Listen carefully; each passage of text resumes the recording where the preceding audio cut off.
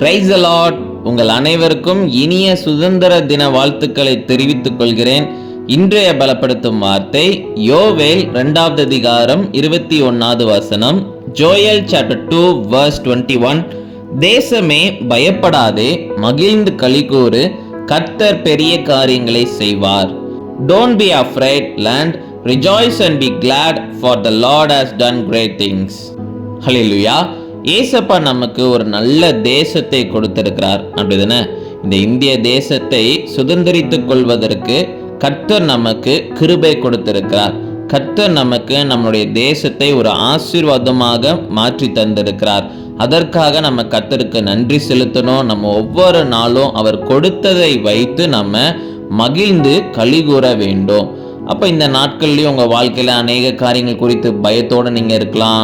அநேக காரியங்கள் நம்ம என்ன செய்ய போகிறோம்னு சொல்லி ஒரு யோசனையிலே நீங்கள் இருக்கலாம். கர்த்தர் உங்களுடைய வாழ்க்கையில் நிச்சயம் பெரிய காரியங்களை செய்வார். எதை குறித்து நீங்கள் பயப்படாதீங்க. கர்த்தர் இந்த தேசத்தை நமக்கு கொடுத்திருக்கிறார். ஒரு ஆசீர்வாதமான தேசத்தை நமக்கு கொடுத்திருக்கிறார். அதே போல் நம்முடைய வாழ்க்கையில் எல்லா காரியங்களும், நம்முடைய தேவைகள் எல்லாவற்றையும் அவர் சந்திப்பார். அவர் நமக்காக பெரிய காரியங்களை செய்வார். ஹல்லேலூயா. அதனால விசுவாசத்தோட இருங்க. ஏசப்பா நமக்கு ஆசீர்வாதத்தை தருகிற தேவன், நம்மளை வழி நடத்துகிற தேவன். அவர் நிச்சயம் உங்க வாழ்க்கையில பெரிய காரியங்களை செய்வார். நம்ம எல்லாரும் கண்களை மூடி ஜெபிக்கலாம். எங்களை நேசிக்கிற நல்ல தகப்பனே, ஏசப்பா பிள்ளைங்க வாழ்க்கையில ஆண்டவரே, ஏசப்பா நீங்க ஆசீர்வாதத்தை கொடுங்க.